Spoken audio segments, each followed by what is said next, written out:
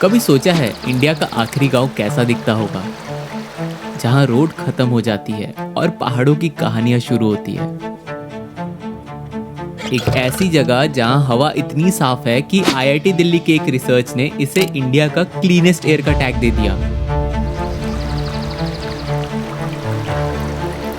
ये तो सिर्फ ट्रेलर है, पूरी फिल्म तो सांगला वैली में छिपी है। ऐसे विलेजेस जो अभी तक दुनिया की नजरों से छिपे हुए हैं, जहां लोग वक्त से नहीं दिल से जीते हैं और हर सुबह एक पोस्टकार्ड जैसी लगती है। तो चलिए दुनिया के शोर से दूर हिमाचल की एक ऐसे हसीन कोने में जहाँ सिर्फ माउंटेन्स नहीं, सुकून मिलता है।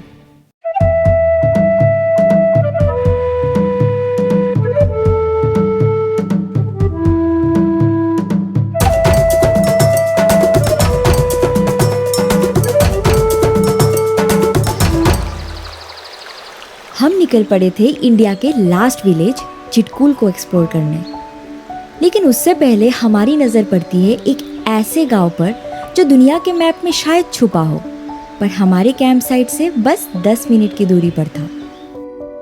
बदसेरी वास्पा रिवर के किनारे बसा ये छोटा सा गांव, जहां लगभग 470 लोग रहते हैं और नालों में ग्लेशियर का पानी बहता है। और सबसे माइंड ब्लोइंग पार्ट, एक 15वीं सेंचुरी का मंदिर, जहां लोकल्स कहते हैं देवता आज भी लोगों के साथ रहते हैं। बदसेरी के इस छोटे से मंदिर के बाहर हम शांति से बैठे ही थे कि वहाँ की कुछ लोकल आंटियों से मुलाकात हो गई।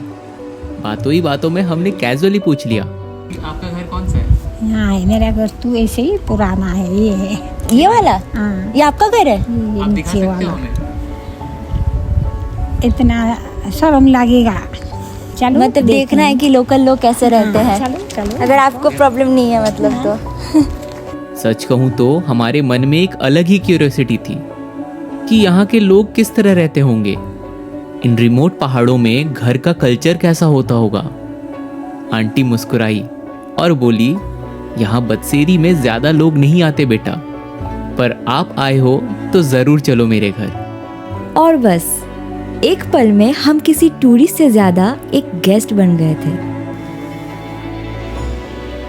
नैरो लेन्स, वुडन डोर्स और जैसे ही उनका घर दिखा, एक सिंप्लिसिटी थी जो सीधा दिल को छू गई। नहीं, अब हमारे को तो आदत है ना। रूम तक ले जाते हुए आंटी हर चीज इतने प्यार से बता रही थी कि हम बस उनको सुनते गए और उनके घर का एक एक कोना देखते गए।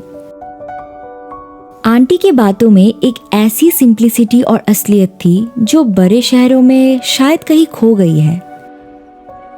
आंटी ने एक एक करके हमें अपने रूम्स दिखाए, सिंपल वुडन इंटीरियर्स, और हर कॉर्नर में एक कहानी छुपी थी। फिर मुस्कुरा के बोली, चाय लोगे? हमें लगा आंटी को परेशान क्यों करना, लेकिन जब उन्होंने इतना इंसिस्ट किया तो हमने भी मुस्कुरा के हाँ बोल दिया। अब खाली चाय कौन पीता है, तो आंटी ने एक लोकल डेलिकेसी भी निकाल दी, एक पहाड़ी स्नैक जो हमने पहली बार टेस्ट किया था। कोई बात नहीं, भगवान ने रिजल्ट लिखा हुआ आप लोग का खाने का। चाय के साथ चली स्मॉल टॉक्स। यहाँ पे अभी अकेले हो? घर में कोई नहीं? सब चला गया यहाँ काम पे? के लिए। हाँ फिर शाम को आएंगे? हाँ। उन्होंने बताया कि यहाँ सर्दियों के लिए चीनी 50 किलो तक स्टोर करते हैं। वक्त बस उड़ता चला गया और एक अनजानी आंटी एकदम से अपनी जैसी लगने लगी। Bye bye. लेकिन सफर तो अभी बाकी था। बदसेरी से हम निकल पड़ते हैं एक और माइलस्टोन की तरफ, इंडिया का आखिरी गांव चिटकुल, जिसके बाद सिर्फ बॉर्डर होता है और फिर तिब्बत शुरू हो जाता है।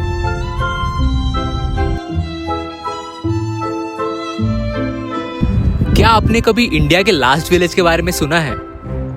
तो ये है चिटकुल, एक छोटा सा गांव जहां सिर्फ 600 से 700 लोग रहते हैं। जहां तक रोड जाती है उसके आगे तिब्बत शुरू हो जाता है। ये वही जगह है जहां आईआईटी दिल्ली ने इंडिया की सबसे क्लीन हवा का टैग दिया है। वैसे तो पूरा चिटकुल एक्सप्लोर करने के लिए 1 से 1.5 घंटा काफ़ी है, लेकिन हमने सोचा बास्पा नदी को थोड़ा और करीब से महसूस किया जाए। पानी इतना क्रिस्टल क्लियर था कि हमने टेस्ट भी कर लिया फ्रेश हिमालयन वाटर बिल्कुल फ्री में, जिसके लिए शहरों में लोग 100 रुपये पर लीटर तक भी देते हैं। यहाँ वो नेचर से डायरेक्ट मिलता है। उसी मोमेंट में एक ख्याल आया, काश हम भी यहाँ पे रह पाते। लेकिन जितनी खूबसूरत ये जगह दिखती है उतनी ही टफ यहाँ की जिंदगी है।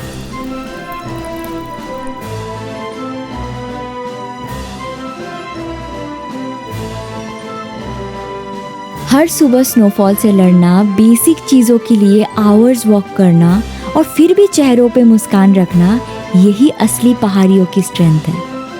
और जैसे ही हम चिटकुल से निकलने वाले थे, आसमान से गिरने लगे स्नोफ्लेक्स। पहले हल्की सी ठंडक और फिर एक एक करके गिरती हुई बर्फ की बूंदें, जैसे चितकुल ने हमें अपना फेयरवेल गिफ्ट दिया हो।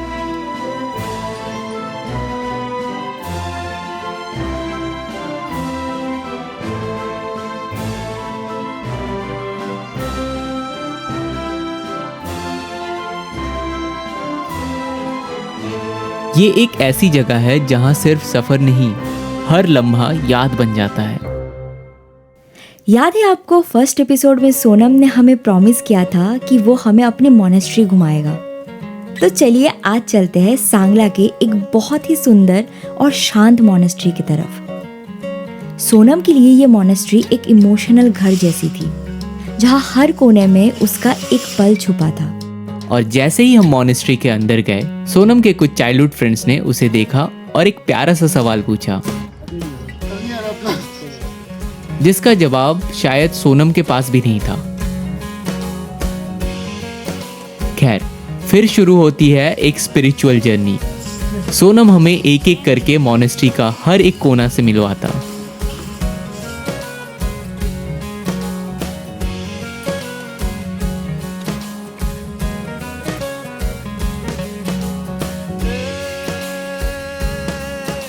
कहीं ना कहीं ये सिर्फ एक जगह देखने का प्लान नहीं था, ये उन लम्हों को महसूस करने का एक मौका था जो वहाँ अब भी जिंदा थे।